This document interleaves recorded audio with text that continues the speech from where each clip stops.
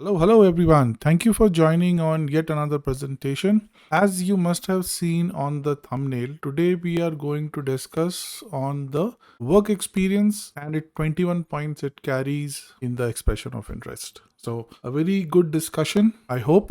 And if you have any questions, reach out to me. Okay, so first things first, your work experience carries up to 21 points in the expression of interest grid. So if you look into this particular pie chart where I try to break down the weightage of individual factors, work experience counts towards 21% of the total weight. Okay, now within this work experience, what is important to understand is that the experience related to your Canada and your rest of the world experience have different weightage, right? So if you have certain work experience and none of that work experience is in Canada, you get up to 11 points. If you have some additional work experience in Canada, you can get up to 10 points. Now these two can be together. So say for example, you have 5 years of work experience and out of those 5 years you have worked in Canada. So you get points for 5 years of work experience that would be within the grid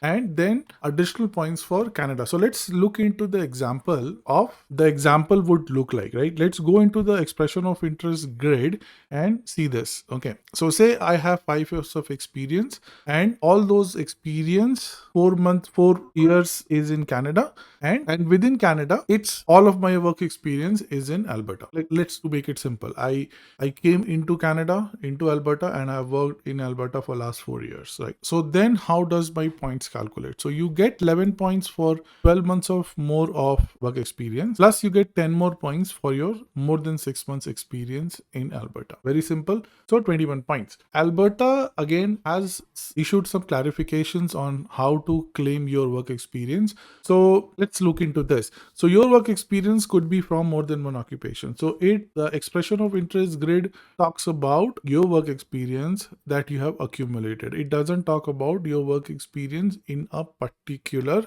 occupation or a particular NOC. Note that this is only for expression of interest. So while calculating your expression of interest points, your work experience from different occupations can be clubbed together. However, individual streams might have a occupation based work experience requirement. So you will have to look into those streams once you are invited for an application. Okay, so work experience for more than one occupation is now clear. Second, work experience could have been completed at any time. There are no time limits. What does this mean? That as long as you accumulate your enough work experience of say 12 months or 6 months, this can be accumulated at any point in your life. Again, this is only for expression of interest. For individual streams, there are time limits for your work experience. Now let me go into an example of it. Okay, the best example would be say AOS. Okay, so in AOS, you need a minimum 12 months of work experience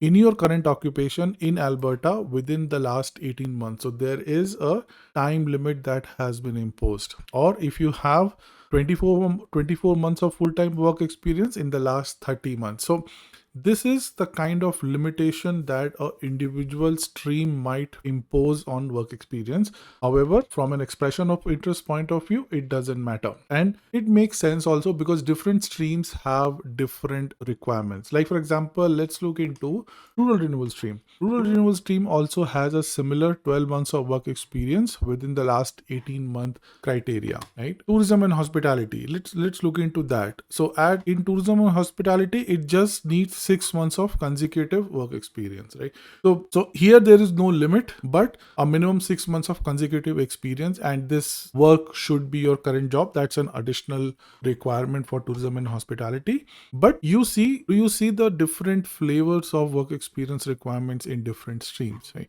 So that is the reason the expression of interest part might not have a limitation as far as occupation or time limit is concerned, but your individual stream might have that. Again, the third point that they want to clarify, all experience should have been full-time and paid, and if that work experience was in Canada, it should be under an authorized work permit, which goes without saying. You cannot claim any unauthorized work that you have done. So even if you have worked outside of Canada, you should be able to produce enough documentation to prove that your work that was done outside of Canada was full-time and paid. And obviously, if you have worked in Canada, you will have your documentation about your job offer, your work permit, and then how much time you worked and everything. So that can be attached to claim the points for your Canadian experience. Good. I hope you are clear till now. Fourth point. If an individual is invited to apply, they must show they meet all work experience requirements for the stream. So this is what I was mentioning a bit earlier, that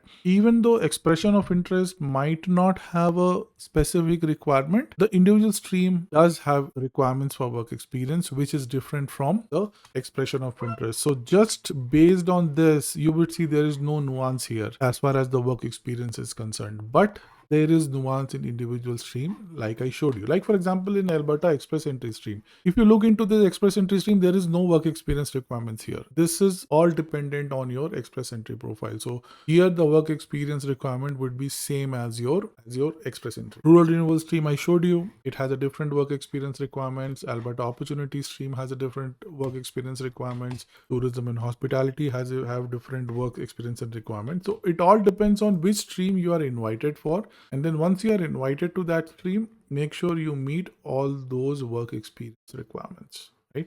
And the last point that it says is obviously the specific requirements may vary. In fact, it does vary by individual streams. So make sure you satisfy all those conditions. Okay. So in summary, 21% of your score comes from work experience, which is quite a significant score. I'm very sure that any one of us who have more than a year of experience can easily get these 11 points.